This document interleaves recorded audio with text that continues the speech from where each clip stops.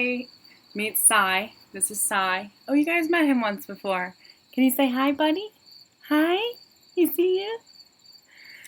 He's not letting me put him down, so he's going to hang with us during this. But I want to talk about reverberating realities. Somebody contacted me and she said, Stace, I'm bugging out on my 13-year-old daughter. I can't really stop myself. I don't know what's gotten into me. Help. I have a 13-year-old daughter, and there is a meme that says, like, nobody brings out my inner gangster other than my 13-year-old daughter's, like, terrible mouth or something like that. It's so true. At each stage, I have found in parenting, my oldest is 15, that even as a elementary school teacher, I could not walk past the first grade classroom, and I didn't really understand why. I would do everything to not go in that direction, and it never really occurred to me until I really began to heal, and I was like, holy shit, the reason I couldn't go by that classroom is because I was terrified my entire first grade year. So I want to talk about that, the unconscious reverberations that we're unaware of. So it's one thing to look at my daughter and go, okay, I felt like shit when I was 13. I felt out of control. I felt scared. And what that reflection in my 13-year-old daughter, by looking at her every day, is bringing up in me is 13-year-old Stacy, who is out of control, scared, pissed off for absolutely no reason, ungrateful, whatever the things were that I was experiencing at 13 that I thought I had a reason for experiencing them, she's reflecting to me. So a lot of people go, how do I not pass this on to my kids?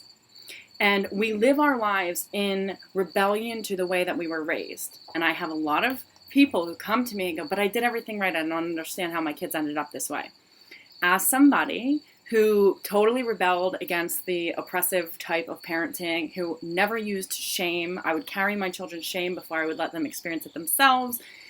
I want to say the way to not pass it on is to not rebel against the way that you were raised. It sounds counterintuitive, right? But this is what I mean by this.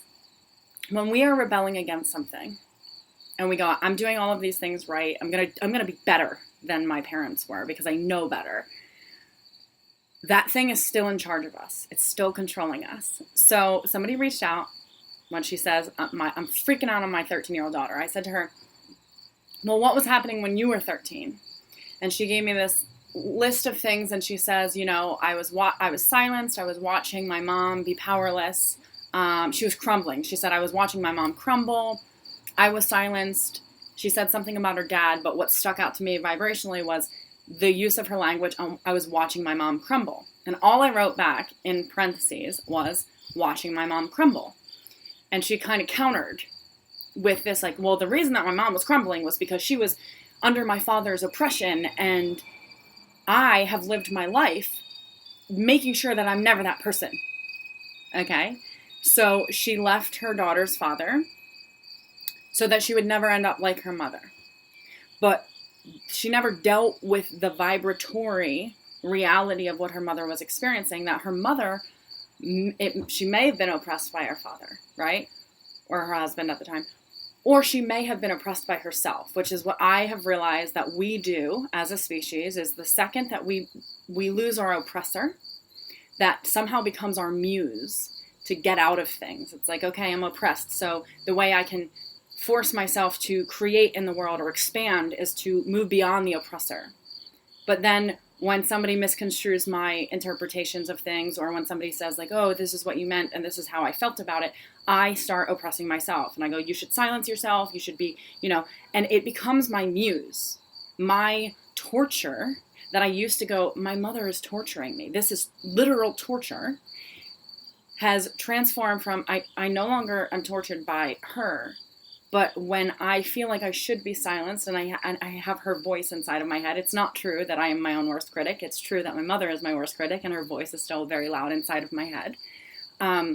When I am not actually being tortured, I torture myself. So in the context of this girl, she goes, okay, well, my mother was powerless when I was 13. So what's coming up for her is her daughter is reminding her of her own sense of powerlessness. And one of the things that she was talking about was that her kid, she she wore her new socks, or her socks in general, in the grass. And she flipped out on her. And she told her kid to get dressed. And the kid came down wearing the clothes she wanted to wear. And she flipped out on her because she wanted her to make a different choice than the one that she made. She told her to make a choice, and then she didn't like the choice she made. So then she felt like, I have to take care of everything. Like, can't you read my mind and know what you're supposed to do? And obviously the kid does not know what it's supposed to do. So there's an element of scarcity mindset going on here, because there is, what she's doing is she's lived her life, and this is what we do. So I'm just using this as an example and see how you can apply this to your own life. She has lived her life going, I will not be powerless to a man. I will be independent. I will work and provide for my daughter. And what is happening is that, and because she grew up living, paycheck to paycheck, feeling oppressed by a man, watching her mother be weakened by this man's oppression, whatever. And what she has done is built her life around never being that thing. But that thing is the foundation of her life. So she's mad at her daughter because she feels like, I am trying to provide for you, but it's not enough. And what does that say about me? Because you're supposed to be grateful. I did all of this to make sure that you're comfortable. And here you are wearing your socks that I provided for you in the grass and destroying the socks. Do you not care about me? Do you not care about what I go through every day, the overwhelm in which I have to deal with? She's actually, what she's feeling like is she has a really good job, but she actually is now feeling oppressed by the job and going, I don't know if I can do this. I don't know if I can do this by myself. So we do this. This is what I talk about, like generational reverberation. And it's the story, the frequency in which we rebel against becomes the foundation in which we design our lives to go, I'm never going to be like my mother, right?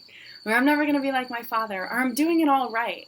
And from experience, doing it that way, I gave birth to my mother through my daughter, okay? So I had this, like, I'm going to do it all right. I'm going to be amazing. I'm going to reflect to my kids. I'm going to tell them that I love them constantly.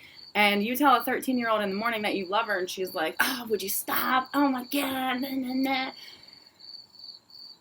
I go, how did I give birth to you? And I realize how I gave birth to her because I rejected all of the parts of myself that would be in correlation to my mother, but they were still inside of me. So those frequencies in which I denied, in which I said, I will not accept this into my life, they were running the show in my unconscious without my conscious awareness. And then they gave birth to themselves in my daughter. And I have to face them every day. Okay? So even if you are doing a great job with your kids, or even if you go, I don't accept this reality into my life. Somebody contacted me recently and she goes, I thought I had all my shit figured out. And then I watched your one video.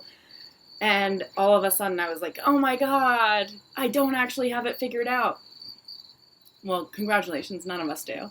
But what we can be sure of is that if we are facing something, if we're forced to face something that we did not know how to face, so we chose different ways of not ever having to face it again, by either not walking by the first grade classroom, or by ensuring that I'm going to leave my children's father and I'm going to provide for myself so I never have to deal with his frequency. That frequency is alive inside of us. And to write a new story is a way of creating. So we're not creating a vacuum necessarily when we break a pattern. We're creating a new story. But we have to be aware that we have to almost accept that her mom might have been powerless for the physical expression of being with a man who oppressed her. But what's more true is that her mom felt vibrationally powerless. Okay? And that's the only thing that we're dealing with. We're not dealing with, well, she was powerless because of this and this. Well, when we say because of this and this, we'll just flip-flop reasons why we're powerless. And then we'll try to live our lives never being powerless, letting that sense of powerlessness run the show. So, you understand? So, I just want you to be aware that if you are living your life in rebellion to a way of being, and you go, I will not accept this into my life, but that was your life, and that was the vibrational default that you experienced the world in. Rebelling to it will keep it longer. And the longer you rebel against it, the more you'll give birth to it, because it's unconscious instead of conscious. So the more I have adopted, okay, not only do I forgive my mother, I 100% understand why she is the way she is and how she got here. I don't think that's justification for her to treat somebody in the way that she has treated me, but she only has treated people the way that she has treated herself. And the more I can go, okay, in this way I am like her. Like, my daughter is 13, and my mom, when I was 13, choked me, punched me, cut my clothes off of my back if she didn't want me to wear them. And I look at my daughter and I think, God, if you were my mother's daughter, you'd be getting punched right in the mouth right now. Your braces would be bleeding all over. And there's a part of me that would love to show her what it's actually like, right? But if I deny that part of myself and I go, oh, I can't be like that because that's wrong and inappropriate, and I don't honor the fact that I'm looking at my kid going, like, dude, part of me wants to punch you right in your mouth right now. I'm not going to do it, but that frequency is in me, and I'm not going to deny that frequency. When I can own that, then I can integrate and not let that sense of like anger or that sense of like you're in control of me right now, so I have to quickly squash that sense of control for you. When I can integrate that and accept that that's true, I'm no longer in rebellion to it, and it's no longer running the show, if that makes sense. So if I can go, okay, I felt really powerless in first grade, and I'm going to walk by these first grade classrooms, and I'm going to sit in my sense of powerlessness, and I'm going to sit with this sensation that actually, even in my adult life, I could lose my job because I feel powerless. Like that, in that context, that would be the only way I could feel powerless in the first grade context. But I could sit in the first grade hallway and go, okay, I'm feeling powerless. In what ways am I feeling powerless? And I can make a million reasons for that. Oh, I could lose my job. I don't know if I could pay my mortgage, blah, blah, blah. But what is true is simply, I feel powerless. I feel powerless. I feel powerless. There is not an outside reason for that anymore. It's an inside algorithm that I have going on in my programming that says you are powerless in the context of first grade. You are powerless in the context of whatever. So the more we rebel against that instead of integrate it, the more we're going to see that in our lives. The more we build our lives to not be around that thing, the more that thing is going to press and press and press to get in us. And then we're going to start creating it from the inside out instead of it really being an outside in kind of situation. So think of how you can apply that to your own life, and really notice in what ways you rebel against how you were raised to the extent that you're trying to heal it through rejecting it. Because when we reject it, it owns us. It owns us when we reject it. And it might own us only subconsciously, and it might only own us in our cells, and it might only own us through basically the cellular memory that goes on and transmits from generation to generation by me going, I'm not going to be that way. And then my daughter goes, oh, actually, Mom, I was in your womb. I know exactly what way you are. I know exactly what tendencies you have, and I'm going to reflect them to you because you haven't actually owned them, right? So generational reverberation, or even lifetime reverberation, is really important. So what is reflecting you that you're going, holy shit, like, why is that showing up in my life? That's very annoying. I don't want to accept this in my life. Well, if it is an old familiar memory, accept it in your life. Accept it, not in your life necessarily, but in your frequency, that it is inside of you. And when you accept it, it's not going to own you so much. Okay?